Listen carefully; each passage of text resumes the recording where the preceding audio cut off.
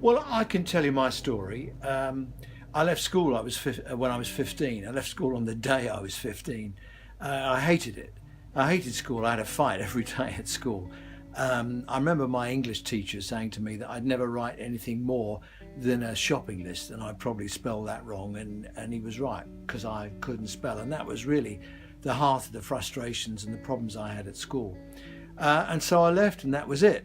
I suppose, had I not been the son of a window cleaner and a shop worker who was just thought of as being disruptive and thick, had I been the son of the stockbroker, and it wasn't all those years ago and it was now, people would have said, oh, this boy is dyslexic. Of course, I grew up at a time when no one really knew what dyslexia was, so I just kind of bashed on. I was quite good at numbers, but I wasn't very good at words. But it is interesting how life changes, because I've gone on to write 27 books on the management of healthcare.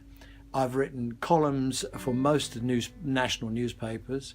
I publish an e-letter that goes to 300,000 inboxes a week in the NHS, and I write endlessly about the health service. And I still can't spell.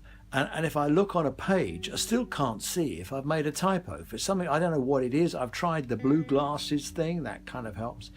But I bashed on. What have I done about it? Well, I've tried the blue glasses. The thing that's most helped me is the wonderful spell checker, although even then I get it wrong. But you know what? I don't care. I know people have a laugh at my e-letter when it goes out. I think there are some people that run a book on how many spelling mistakes I'm going to have in a week. But I don't give a toss, because when people write to me and they say, oh, you got a terrible spelling mistake on line 5, I say, yeah, but I write 700 words a day, and if the other 699 are okay, I'm not too worried about that one. So I don't bother about it anymore. It used to worry me. What do I do? Well, I do rely on the spell checker. I learned to type. I went to evening classes and learned to type, so I can sort of touch type. That helped me. And if it's an important thing, if I'm writing for a newspaper, it doesn't matter. Most journalists I know can't spell, but you rely on the sub-editor to fix that for you. So generally speaking, that's not a problem.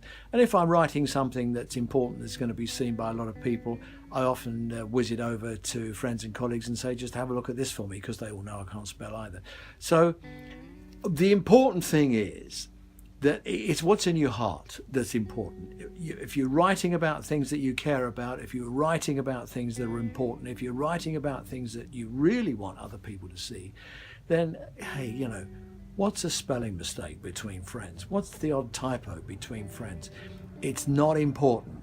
The important thing is, if you've got the desire and the need, if you're a student, to express yourself, you just get on and do it.